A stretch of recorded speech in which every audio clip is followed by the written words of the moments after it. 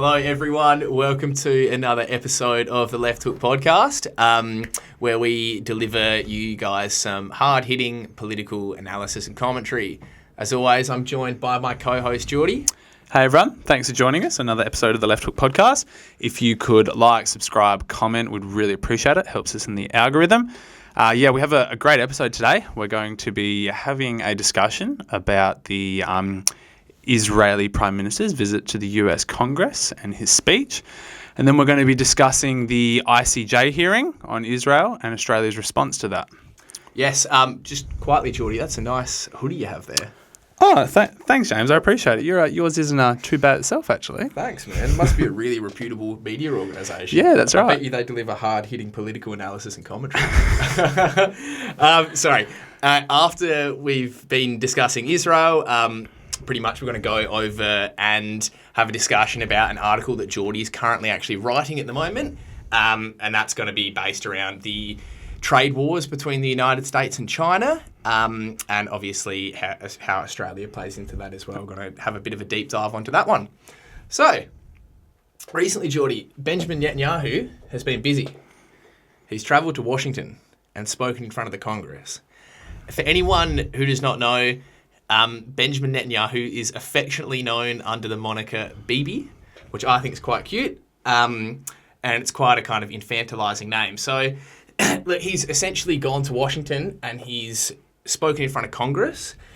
The purpose of this is to shore up his support from the US establishment, essentially. So currently Israel, his nation, which has a very high-tech military, they're engaged in a war against a stateless population with no formal army, air force or navy. About half of them are under the age of 18. So he obviously needs to make sure he has the support of the world's premier military superpower to continue his struggle. It's a hard struggle. It's a hard struggle. It's a hard struggle for Bibi. Correct. Yep. So he is actually such a gifted orator that his speech was interrupted 58 times by standing ovations. That's incredible. He must have captured the US Congress. I think he really has captured them. And honestly, if anyone in our audience watches it, it gets to the stage where it puts any sort of North Korean party member to shame. The amount of just reckless enthusiasm with the clapping, it's pretty incredible. But it's actually, it almost gets to the stage where Benjamin Bibu Nunu himself seems to be getting a bit frustrated. He's almost saying kind of, let me keep going with my speech, stop clapping me. He interrupts himself at one point to say, please, stop applauding. Stop applauding. I'm not that good, guys. Come on. In terms of the contents of his speech, it's essentially the same speech he's given 1,000 times before. Yep. So he kind of fills it with your standard kind of racist, stereotypical lies, dehumanising the Palestinians, and justifying essentially their genocidal assault on Gaza, which it's quite unpleasant. He kind of seems to revolve his speech around the ideological backbone of it, so to speak, in my opinion, it seems to be based around he actually was quoted with saying, "This is not a clash of civilizations. It's a clash between civilization and barbarism." Yeah. So I think it seems to be almost a racist kind of interpretation of events that he's pushing out there, where we're obviously the civilized Europeans, and we're fighting against these kind of unwashed hordes that are trying to destroy all the beauty that our civilization has brought. Yes, he's appealing to Samuel Huntington, who's the American political scientist, and that was his theory of a clash of civilizations. Of course. But he's playing upon that and saying this is not a clash of civilizations per se. It is a clash between barbarism and civilization. Yes. Or similar to even Rosa Luxemburg's idea of it is either barbarism or socialism. In a really twisted... In a very twisted, inverted manner. That's right. Interpretation, isn't it? He also said, he's also quoted with saying, it's pretty funny when you read it, please excuse me, this is not a clash between civilizations, this is a clash between civilization and barbarism. It's a clash between those who glorify death and those who sanctify life. Our fight is your fight.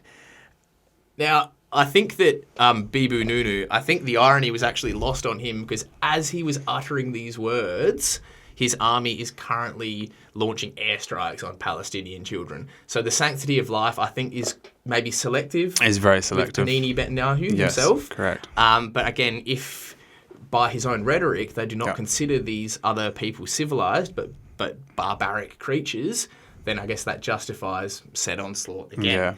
Yeah. What I was going to ask as yes. well, James, is I'm pretty sure that there was some key figures from the Democratic Party that were missing from Panini Nunu's speech. Correct, yes. So last time Banana Netanyahu was in Washington, the support was bipartisan. Both sides of the House, just this rapturous applause. Yep. This time it appears that due to political pressure domestically, which is good, I think, we should be thankful, Yep. that some of the Democratic Party members seem to have actually maybe grown a spine and decided to not attend. So we had Bernie Sanders didn't attend. Yep. We also had Speaker of the House, Nancy Pelosi, did not attend. Yep. I think some reasons behind this, I think Bernie obviously has always been viewed as one of the more progressive members of the Democratic Party. So I think maybe, obviously, this wouldn't have gelled well with his domestic political base. But as well, maybe there was actually a little bit of moral discomfort that he would have experienced from going to listen to a speech by a genocidal ethno-supremacist. Well, what I was just going to say is last week he actually got up in the Senate and referred to Benini Benanu as a war criminal. Really? Yeah. Yes. Well, and that's pretty... That's groundbreaking. It is groundbreaking For the at the American moment. establishment. That's actually quite a big deal. With inside the halls of Congress to get up and refer to him as a war criminal. That's almost blasphemous. It is, yeah. For the US Congress. Correct. Pelosi was not there either. Okay. So I'm not sure, again, if this was due to any sort of moral quandary. I personally am going to attribute it to she's still devastated and reeling from her financial blow that she took last week when she lost close to $200,000 of CrowdStrike share value. Of course. Yeah. There was also the Palestinian American member of Congress, Rashida Tlaib. Yes. She did attend. She's probably been the most outspoken, vocal member of the House against Israel. Yep. However, she did attend. She was holding up a sign that said guilty of genocide, Yep. which in my opinion is actually quite a mature way of getting her idea across. Yep. She wasn't loud or obtuse, I think, but she just sat there the entire time and made her point. What frightens me is that it's taken this long and this much carnage, essentially, this much horror and bloodshed for there to even be a minimal amount of protest within, within Congress itself.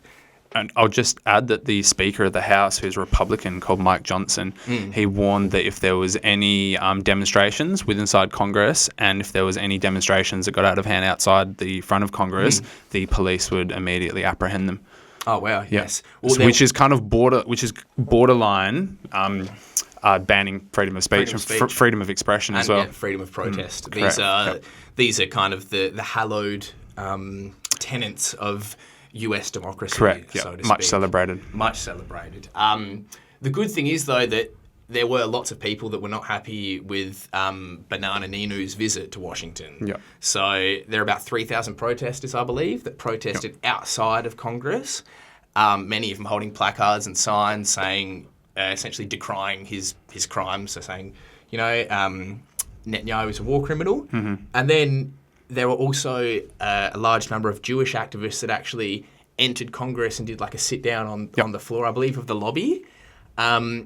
And in a scene that would, in my opinion, bring a tear to the eye of Goring or some of the other German politicians in the 1930s, obviously armed security guards rounded up lots of mainly Jewish protesters and escorted them out. Yep. So I think we've actually touched on that topic before, but it's funny how history rhymes.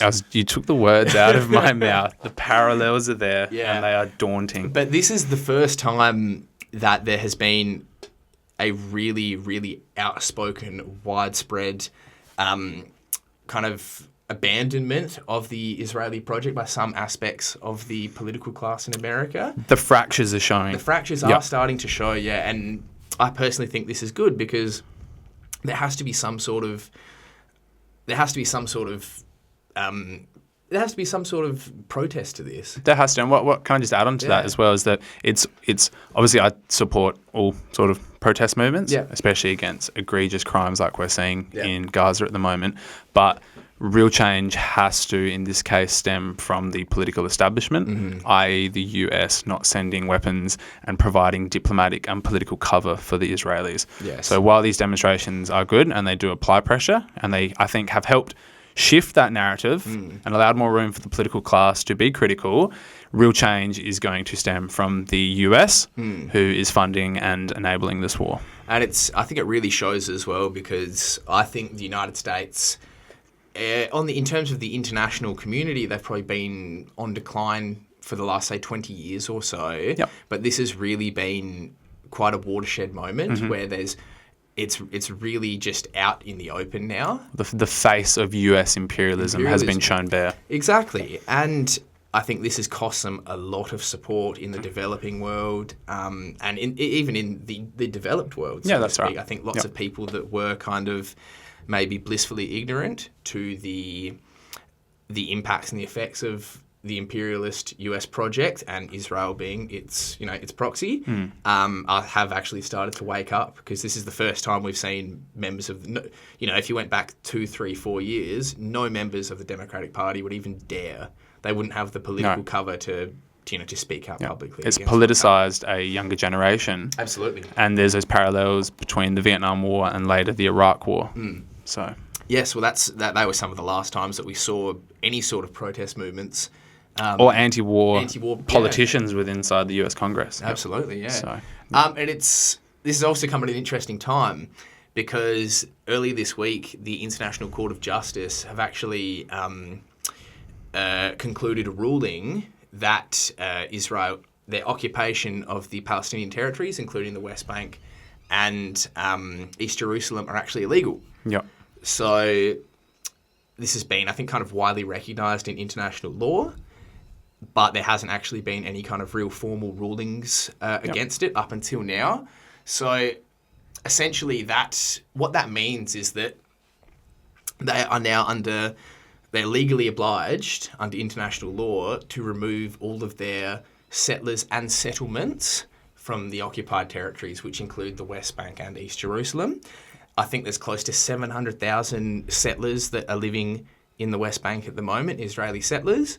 So they're now obliged to leave legally, as well as East Jerusalem. And funnily enough, in terms of the Gaza Strip, even though Israel actually pulled out most of their settlements, I believe in 2005, they are still under obligation as an occupying force, because they control the land, sea and air routes into the Gaza Strip. Right. So they still have some obligation there and some responsibility, which they're obviously neglecting. And it's that's to put it mildly. Yes, that's yes, to put it mildly. Yeah. They just have to be. They are unfortunately neglecting Gaza at the moment. Yes, I think that's a very diplomatic term. It is a very diplomatic term. Anyway, sorry, go on. No, that's all right. Yeah, so they've. So this is where it becomes under the imperative of the international community to start forcing pressure upon Israel. And what's Australia done then?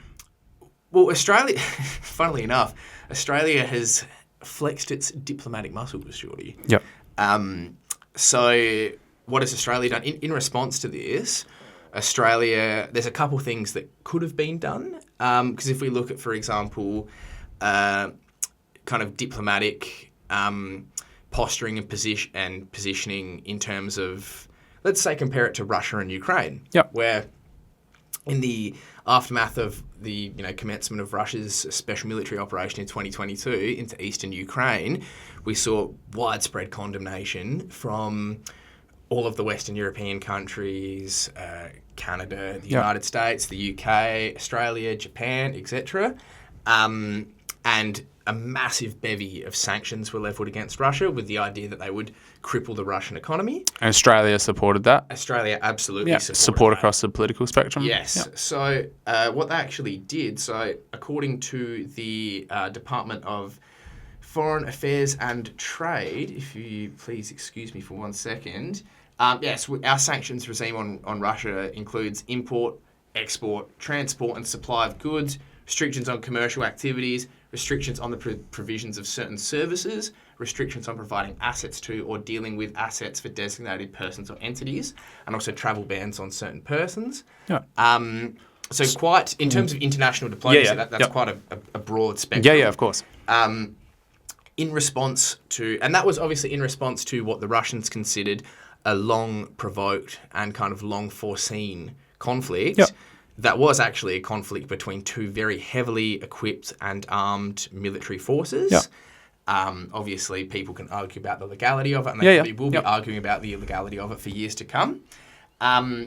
However, Israel has essentially gone in and killed, probably close to estimated, the Lancet, as we covered last week, is estimated about 180,000 dead civilians. Yeah. And as a result, and as a consequence of this ICJ ruling, Australia has announced that we're going to be placing sanctions, not against any Israeli companies. Against the whole nation, obviously. Not against the whole nation, nothing widespread. Not against Bibi, Smotrich, any other members of the Israeli Knesset. No politicians. No politicians. Yeah. No weapons companies. Yeah. No security companies. Yeah. No, no kind of financial institutions. The Israeli football team? Not even the football team. Then who's left? Soccer, mate. We call it soccer here in Australia.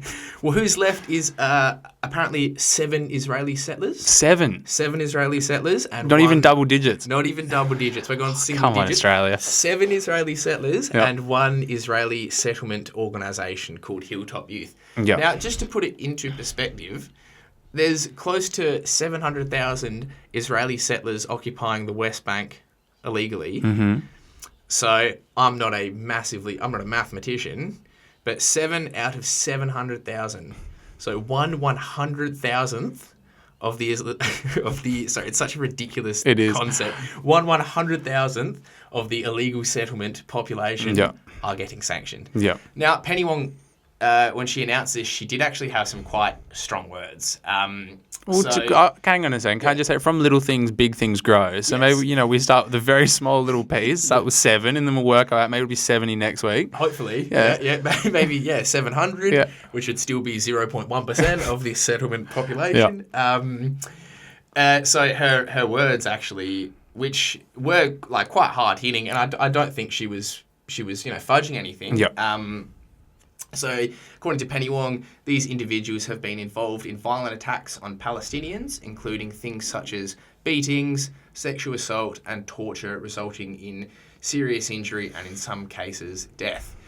Now, only 7 people. Though. Only 7 people. Okay. So Israel flat out rejected this. Yep. This is absolute poppycock. Yeah, they said they're blatantly one-sided. And it seems implausible that 7 people could have done that.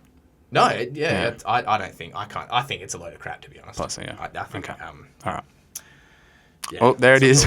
There's James's ruling. The J in International Court of in the ICJ is actually International Court of James. Yeah. Okay. Or Jordie, depending on how we feel. But also, it's one thing that's important to note is, interestingly enough, there's a youth group called Hilltop Youth, which were also sanctioned. So. Lots of the way the settlement works in the West Bank, it's not necessarily blatantly state-sanctioned, but you have these community groups and kind of often in the Western countries outside of Israel, they're advertised as Jewish groups. Yep. And so they receive donations. So like NGOs as well that can receive support through different organisations and governments. And also lobby politically in other countries as well. But the idea of this is these organisations then go in and actually participate in the ethnic cleansing of removing Palestinians from their land. Yep. And then obviously start building houses, pushing people off their land, building new developments, for example. And Hilltop Youth, I would presume that they are so barbaric and egregious that they have been singled out in our... We just couldn't ignore it. No, I don't think we could ignore it. So what's interesting is I think settler colonialism is something that, especially in the West, we tend to think of as something that happened 100 years ago or 200 years ago. So you can look at some of the really dark parts of history in our own country, in Australia. This is something we're both quite well researched on. In South Africa and... Yeah, South Africa, Canada, the United States. Yep. Even to a lesser extent, you could look at the during the 1930s and 40s, the plans that the Germans had for occupying and expanding into Central and Eastern Europe further. Yeah. And obviously that kind of grab for resources and grab for land and exploitation of the local populations. So this is something that we think of as, that doesn't happen anymore. Yeah, as being a part of kind of, I guess, a previous imperial history. Yes. Or histories of empires that have been and gone. Exactly. However, we can see that there are many parallels that happen today in the occupied Palestinian territories as to what happened back then. And maybe this, just as a little thought experiment, maybe that is why our governments do provide such cover for Israel, because the ideological birth of the nation mirrors ours. Yeah. I'm not sure. I think there's also many reasons. Yeah. But it is, for any politician to actually stand out against Israel like this, in my opinion, even though it is kind of window dressing, it does mean something. And it's also important to note that it's only come about due to pressure, due to political pressure exerted on them. It's due to the overwhelming abundance of horrific things that anyone can see on a daily basis. You go onto your Instagram or the internet. Or the video and photo evidence. Yes, because we're seeing it all in front of us. It's due to the sustained protests by these people in the US Congress, people in universities in Australia. And I'll just add really good journalism conducted by the Grey Zone, Electronic Intifada, absolutely, Mint Press News. All there's where there's so many other fantastic, really brave journalists that are doing this, as well as really brave Jewish journalists in Israel. That's right. That are some of the most critical. And I think that's really important to mention.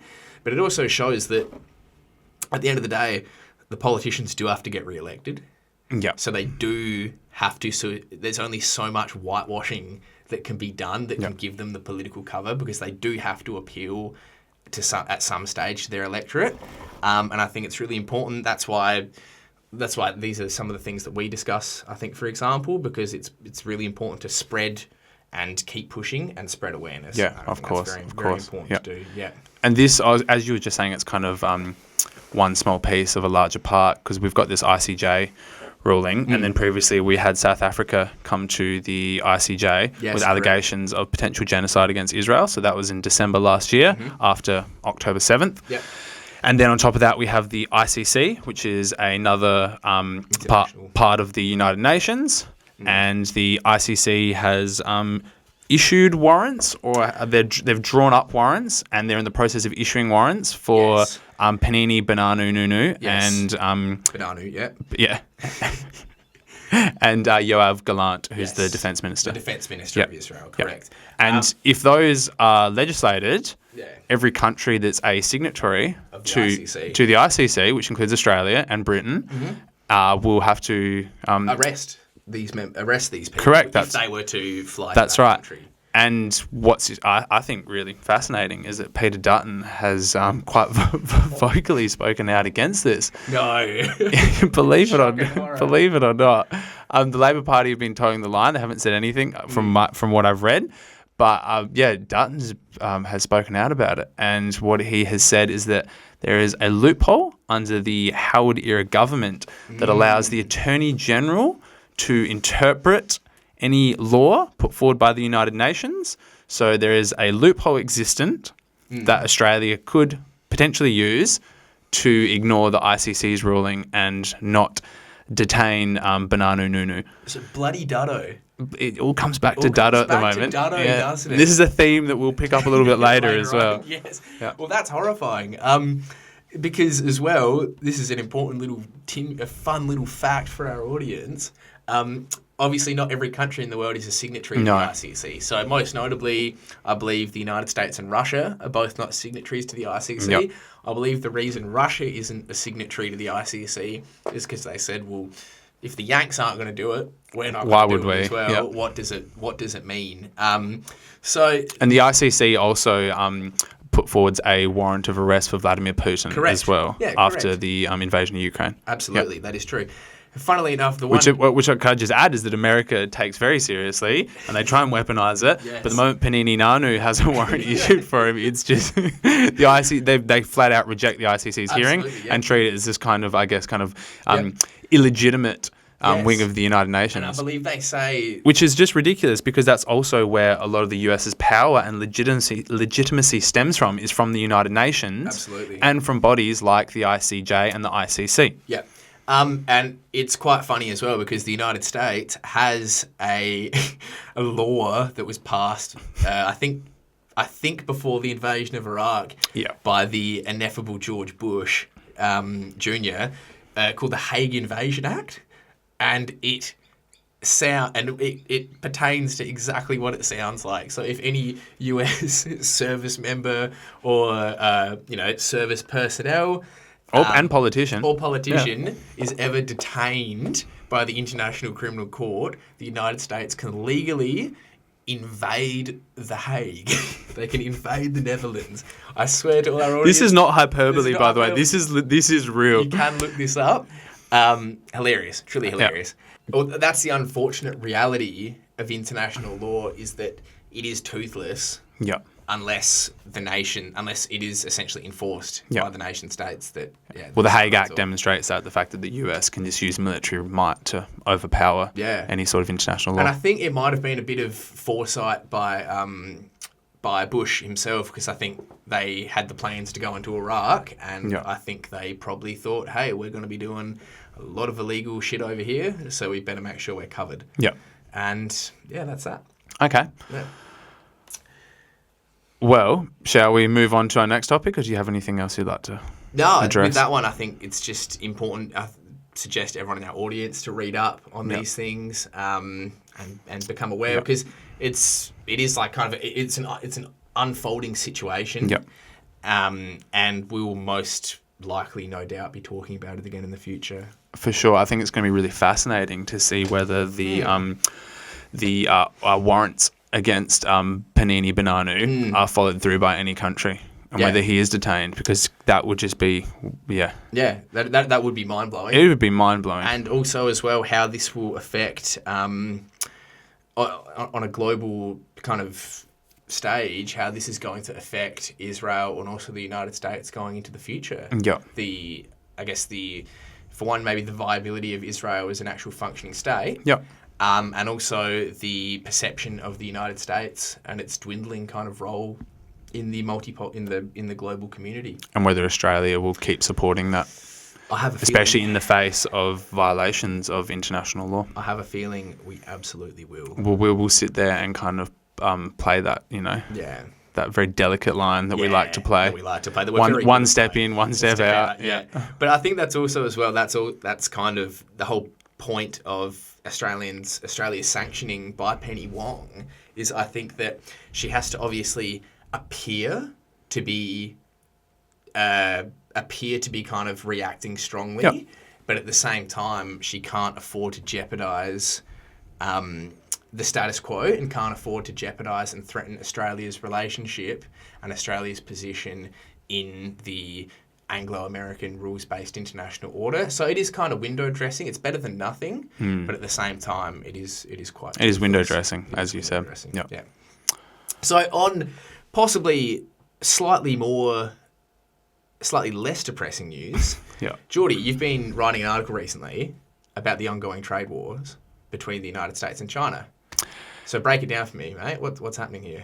Okay, well, what actually compelled me to write this article was the news coming out of the US of a 100% tariff that was going to be put on Chinese electric vehicles. So when I heard that, I thought, wow, that's pretty full on. So I'll lay the scene to begin with. So a tariff is just another form of taxation. I don't really want to get into the boring economic jargon. I'm going to try and skip over that because it can be quite boring.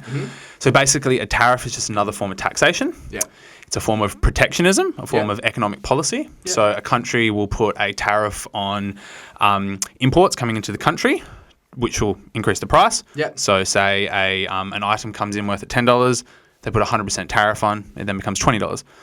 What's the reason that's done is to protect native manufacturing and industry. Of said good. Of said country. Yes. But of said item that is... Correct. Yes, That's exactly right. Yeah. And it allows you to build up your kind of indigenous manufacturing industry. Yeah. And that's hence why it's called protectionism, is because it protects your manufacturing sector. Yeah. It's something that was used by a lot of the Western powers, like the British, the Americans, and the Australian economy to begin with when our economy was first developing. So there was a major dispute between free trade and protectionism. Yeah. It became quite a contentious issue in Australian politics, to the point where there was actually parties formed around it. You had the Deaconite protectionists. I was going to say, that's quite funny because in Australia we don't really manufacture much. No, we don't. So I'll get to that. All right. That is a point that I'll be addressing. Yes. So anyway, getting back to what we're talking about, the tariffs. Trump started when he was first elected in 2016. That's when the tensions between the US and China started to ratchet up, because Trump came out in his usual manner with the very anti-Chinese rhetoric and the very kind of nationalistic rhetoric of Make America Great Again, and started talking about China in a very kind of in a very aggressive manner. He was always attacking China, and part of that was the tariffs that he started putting on Chinese goods. So that wasn't all just rhetoric, because obviously lots of the time we see politicians coming out and they say one thing, maybe to stir their domestic political audience, but then they do another thing. So this was actually things that he was actively doing. It wasn't just rhetoric from the big man, the big Don. No, this was not rhetoric. These were actual tariffs that he placed on the Chinese. And what I'll just say is I've got some numbers here, just to crunch down a couple, so that he initially raised over $80 billion in tax revenue. So basically, if you put a tariff on a product, if that product is still bought, the percentage of the tariff goes into the pockets of the US government. Ah, okay, yeah. So to begin with, there was the infamous corporate tax cut that Trump and the Republicans enacted. And then to make up for that loss in tax revenue, he placed a whole lot of tariffs on Chinese goods. Of course. And that raised over $80 billion worth of tax revenue. So he could cover those losses to the tax base. Yeah. Correct. And what I was going to get to is that those tariffs hurt everyday American workers and consumers. Because if you buy a product from China, which, let's face it, most of the items we purchase, a vast majority of them, have some part of them was manufactured in China, or they were in whole manufactured there. Yep. So what Trump did was he was able to give a huge tax cut to all his billionaire friends and the big end of American business, and then at the same time transfer that cut in tax revenue, that burden, back onto the working class and everyday consumers.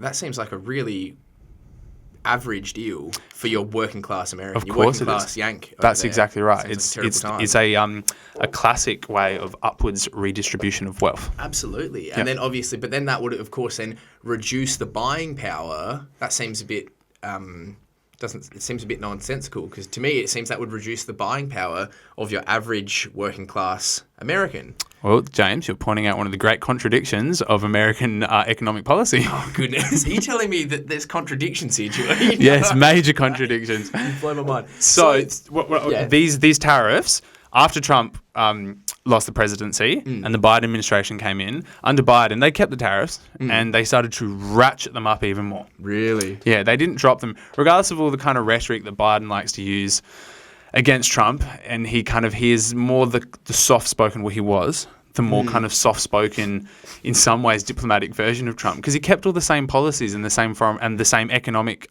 policies as well. Definitely a bit more soft-spoken. In fact, I think speaking as a whole for Mr. Joe Biden is starting to become quite a challenge. It is. Sorry. And just recently, he started to put on a whole lot of more tariffs on semiconductors. Yes. Which are in all major pieces of technology, like our laptops and our phones, on medical supplies, on steel, aluminium, components inside batteries, inside all the components for lithium batteries, and most recently, which I mentioned, was 100% tariff on all electric vehicles coming from China. Well, because China, you'll know more about this than I do, but China does lead the world currently in EV production, which is correct. Correct, in Yes. EV production and sales globally. Globally, well, that's incredible. So BYD has just overtaken Tesla for the first time.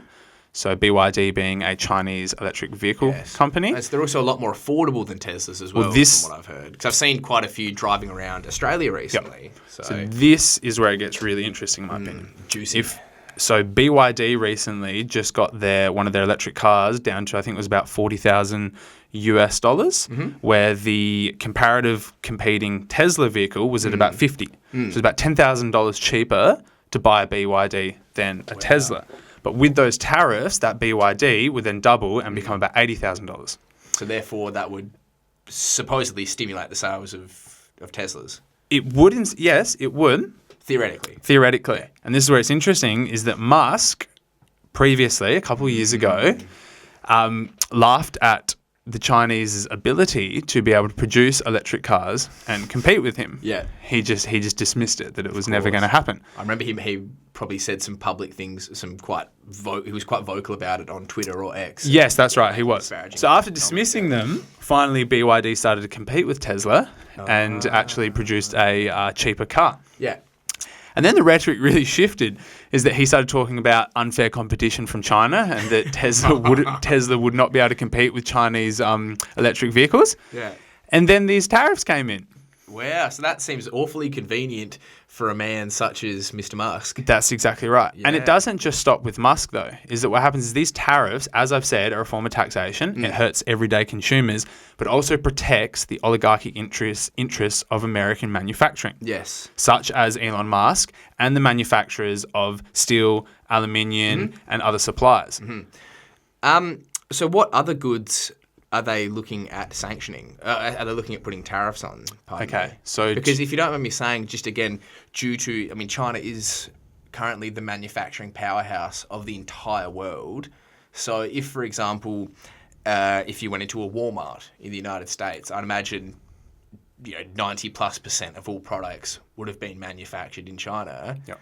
How does that affect those kind of companies, and also the availability of consumer goods to the US population? Well, those initial tariffs were targeted at products that America deemed within their national security interest, which, look, I understand in some ways. I think all countries should really manufacture components for their for medical supplies. Yeah. Even to do with your energy generation. There's a whole range of things that most countries should just manufacture themselves. COVID showed us that. To be independent. Yeah, once the supply chains break down, you should still be able to produce masks, sanitary items, medical items, just pretty basic things, which we found out during COVID that we couldn't, and we relied so much on China. So when those supply chains broke down, we found it really difficult to get those items. Yeah. But what's happened now, and this is where things have really started to shift, is that a Trump presidency and the Republican administration, if they get re-elected, have promised a blanket 60% tariff on all Chinese goods coming into the US and an additional 10% tariff on all other imports coming into the country, regardless of the origins of their manufacturing. What?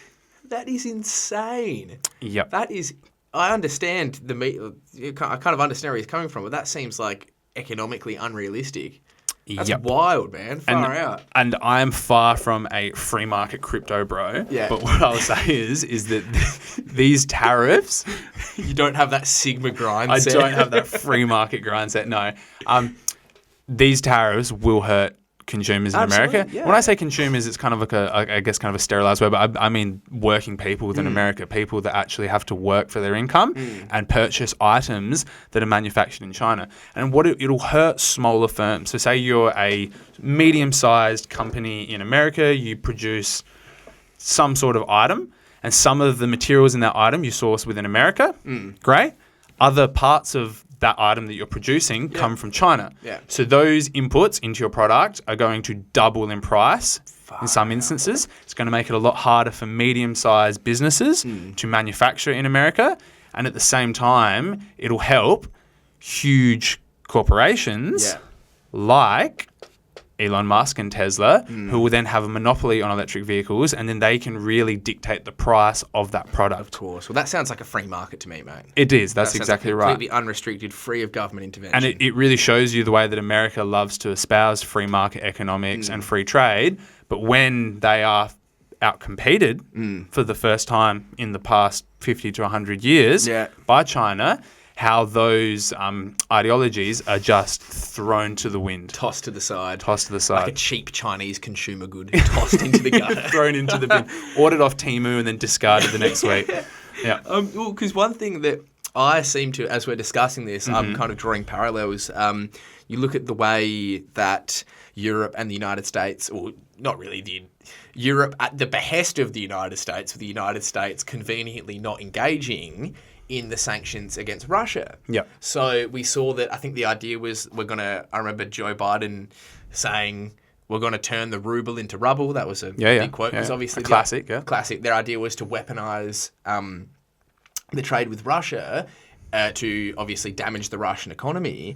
But we've seen that after that, Russia responded by just essentially turning away from Europe. Yeah. And establishing trade links with obviously China, India, Turkey, Central Asia, the rest of the world essentially. And now we've seen the net outcome of that was damage to the European economies. Do you think something like that will happen?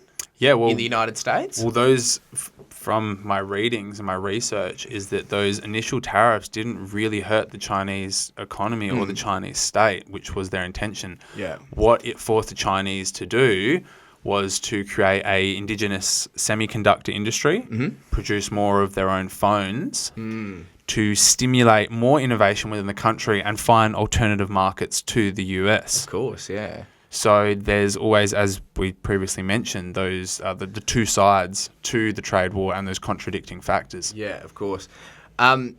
Now, obviously, Australia is a completely independent country. Like bringing it closer to home. Yeah. We obviously have completely independent foreign policy, our security policy, defence, etc., etc. So how does this affect us? There's some harsh words from Dutto. Okay, What's Albo doing about this? Well, let's wind it back a little bit. When Trump began this trade war, Australia didn't jump on board for several reasons.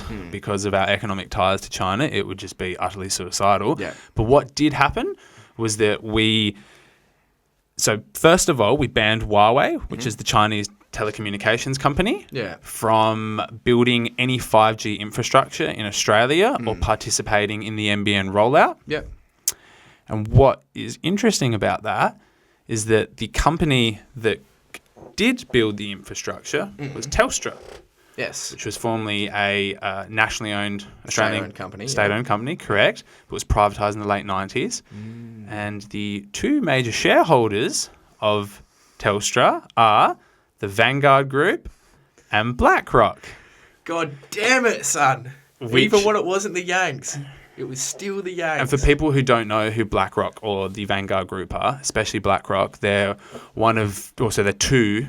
BlackRock specifically is one of the most notorious financial investment firms. Yes, asset management firms And financial investment firms in the world. So it shows you how a lot of our policy of banning foreign investment, or for example with Huawei, really shores up corporate profits for US corporations that do control and run so many of the corporations within inside Australia. Yeah, and obviously that's quite funny as well, because in Australia we always hear about the Chinese influence, for example, Chinese-owned mines or cattle stations, and there's all this kind of jingoistic propaganda in the regular kind of Murdoch shit rags, newspapers that are put out regularly, but the United States has quite a bit more investment in Australia than China does, I believe. Yeah, well, there's more. Also. That's right. There's way more US investment here in Australia across the board within our economy than, for example, the Chinese or even the British. Yeah. So the first thing we did was ban Huawei, which upset the Chinese, obviously, because inside a free market global economy, they should be able to compete. Yeah. And we decided that obviously that wasn't within our national security. That's a completely that's a separate argument. Yeah. Then what we did was we advocated under the great Prime Minister Scott Morrison. Auspicious leadership.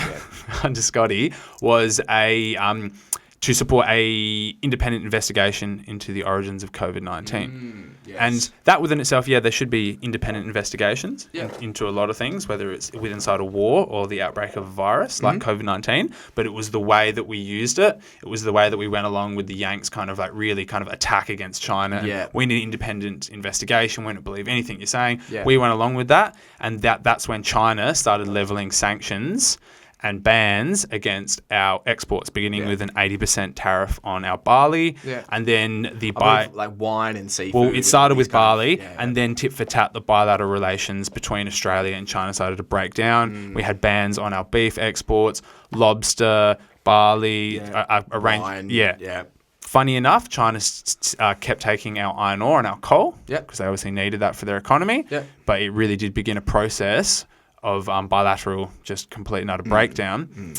And then under the current Albanese Labor government, we have cooled those tensions. We've had a stabilisation. So just recently, the Chinese ceased their tariffs and bans on our agricultural exports, which is great for the Australian economy. It is, absolutely. And I'd say a lot of those agricultural exports, especially when it comes to lobster and wine, they dominate the Australian economy. So we're here in South Australia and we are renowned for our agricultural exports, such world-class wines. Such as world-class wine. So that really did hurt the South Australian economy. Yeah, well, I do remember there being some backlash from the business community as well, due to because obviously the loss in revenue by wineries and by kind of these more luxury food markets, products, to whom China was our biggest export market, I believe. Yeah, that's right. Yeah. So that doesn't seem like it's good for national security. No, it doesn't seem very secure at all. No, Sorry, please continue. No, it's all right. So what I towards the end of the article, what I started to speculate on was whether if the Albanese government, if the Labor Party lose the next election, which we've just seen the polls shift now in favour of Peter Dutton and the Liberal Party, if we do see a Liberal Party get into power and we see a Republican administration and those massive tariffs and a real intensification of the trade war on China, I speculated whether the Liberal Party would go along with it. Yeah. And whether Peter Dutton would start to ratchet up that kind of, that rhetoric against China, which I personally think they will. Yeah. And he'll start to play a kind of suicidal line with the Australian economy. Yeah, and obviously, that is terrifying, but they always seem... the LNP, the coalition opposition in Australia, they always seem to be provided cover by the media establishment in Australia, by the media monopolies. Yep. So I feel like if that was to happen, the consequences of which would be really damaging to the majority of the Australian population. Yeah, that's right. They would probably still be granted cover in the media for of course. these disastrous policies, essentially. Yeah. And having a good relationship with China is, in my personal opinion, really vital to the interests of Australia and the general region itself. Absolutely. Obviously, we are a lot closer in proximity to China than the US is. So having stability in the region is vital for Australia's national security. Yeah. And having good relations with them, they're not emerging. They have emerged as one of the great nations alongside the US. And whether we like it or not, we need to engage with them with responsible statecraft. Yeah, of course, yeah. It just seems like common sense, mate. It does. It seems like it's the kind of the common sense politics that is that is touted by the kind of conservative establishment in Australia seems to be like really severely lacking when it comes to actual real material issues and real material policies. That's exactly right. Yeah. So if Peter Dutton does get back in, and I mentioned this previously on another episode, God forbid, with the nuclear policy that he has put forwards, and I guess the way that the CFMEU scandal has weakened the Labor Party, we're looking at a shift towards Peter Dutton and the Liberals getting back in power at an election next year. That sounds absolutely terrifying, Jordie. It definitely is. I guess also this is something that a lot of small business and even larger business in Australia should look at. They believe the myth that the Liberal Party is better for business and for the economy, and their foreign policy completely contradicts that. Yes, of course. And I think also I'm pretty sure there are some pretty open and transparent statistics about the health of the Australian economy and the quality of the management of the Australian economy underneath Labor. And obviously, we can all have criticisms of both parties. As we just were before. As it is a two-party system, essentially. And there's a reason why we have a two-party system. But just in terms of actual just competency in managing the day-to-day goings-on of the government and their policies, it seems to be that there's some pretty open statistics that indicate that the Libs aren't that great at it. And you also just look at the class of the politicians. You can say what you want about Penny Wong. I have a lot of criticisms about her engagement with the current Gaza slaughter and crisis. But you also look at the Liberal Party's Foreign Minister, Simon Birmingham. And these people are just... They buy into the line of American exceptionalism and that we are the kind of deputy sheriff inside the Indo-Pacific, kind of the attack dog for US interest here, and they just go along with it, regardless of the consequences on Australia. Yeah. And that's what I find really quite disgusting. Well, yeah, because, I mean, we're two kind of working class guys and we can sit here and do a bit of kind of tertiary research and then formulate our own conclusions. And someone such as myself and yourself, we can come to these conclusions that, hey, maybe this isn't a heaps good idea. Yeah. Yet these people who are, very wealthy, very powerful and have kind of careers in the upper echelons of the government, I do actually agree with you that they seem to actually believe what the crap that they are spewing. They kind of believe their own nonsense. They do. Which is terrifying. I mean, I don't even believe half the things that I say half the time, Yeah. So I guess what for the future then, what do you think we can hope for? Just trying to at least maintain a modicum of kind of diplomatic respect? Or diplomatic respect and diplomatic engagement with China. And I think that's what the Chinese also respect as well, is I don't think, they will walk over someone that is inept. And is servile, but I think they also at the same time don't respect the kind of aggressive, assertive, diplomatic. I guess the way that the posturing, the posturing that the Liberal Party will put forward, especially under Peter Dutton and a foreign minister like Simon Birmingham. And I think we need someone that's a bit more level-headed, like what Penny Wong has demonstrated. Yeah, absolutely. Yeah. So, and I guess this shows back to what we were talking about earlier.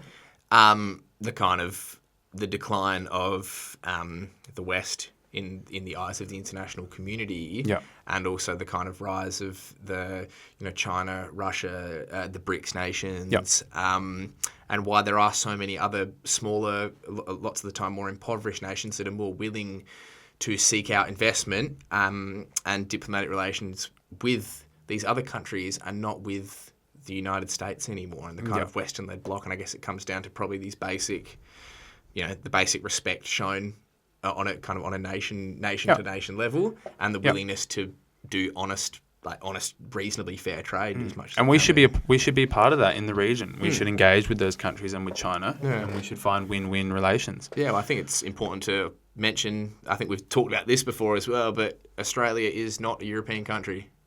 We are in Asia. We see ourselves as European. We have a European culture. Yes. For better or for worse. Yeah. And but we are geographically in Asia, and we can't change that. No, we cannot change that at the moment, unfortunately. So yeah. Well, mate, that's for some reason every time we do this, we have these discussions. There's always some really grim stuff looking into the future. But yeah, I guess it's also very interesting, though. I think we are living through a period that is going to be fascinating. Very fascinating. Very fascinating, yes. Potentially unstable, but highly fascinating. Yeah. And I think it's better that everyone is informed, is educated and interested in what's going on. Yeah. And so we'll keep doing what we are doing then. No worries, mate. Thanks for joining us tonight, Jordie. Thank you for joining us tonight to our audience, wherever you are in the world. Please remember to like, comment, and subscribe. And we'll see you guys next week. Thank you. And that's another episode. Thanks, everyone. See ya. Guys.